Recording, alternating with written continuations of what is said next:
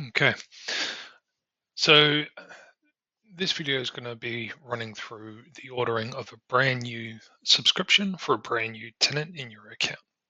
So once you've logged into the storefront, you can then search your plans via these sort of configured groups.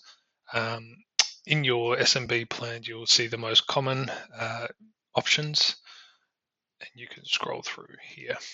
So for example, we'll look at ordering a Exchange Online Plan 2 license, add it to the cart.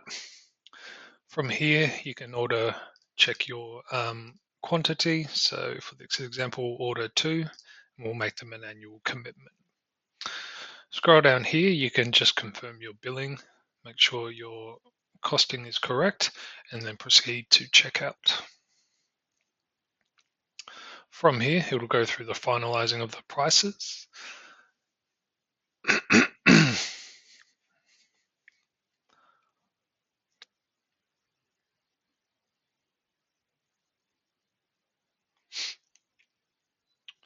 And your last step here is to check out. This will go through to the billing information. Just need to confirm your billing details are correct. This would have been updated when you updated your account information. And just hit next. From here, we're going to determine what the subdomain or the Microsoft ID will be. This is referencing to the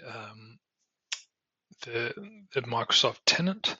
So for testing purposes, we'll look at Aussie Consulting. Click next. You do have the option, if you already have an existing tenant, to select this here and then input the subdomain that is already configured.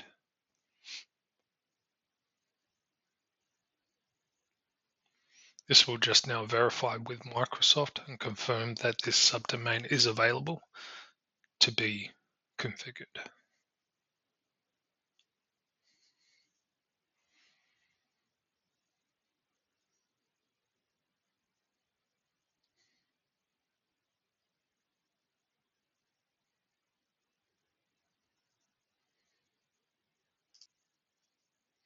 Okay, once that has been verified, your Microsoft Cloud Services Agreement needs to be accepted, and that's what this screen here is. You just need to input the correct information and then hit next.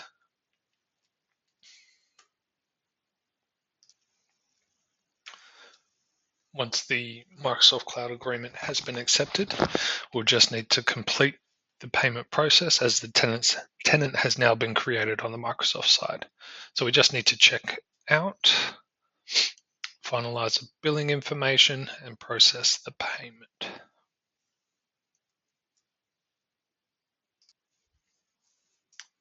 Okay, you just need to confirm your billing information and hit next to proceed to the payment screen.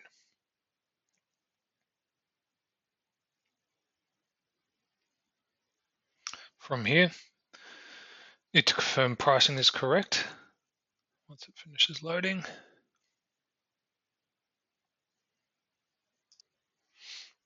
okay, from here, you have the option to add a new payment method. So if we enter the card details, enter your expiry date and information, click save and pay. This is a sandbox card number, it won't work on any other services. That's going to confirm the payment and then send a notification through to yourself with a receipt and order number once completed. You will also be provided with the Microsoft Global Administrator details sent to you in an email like this. and provided a PDF invoice, which also looks like this.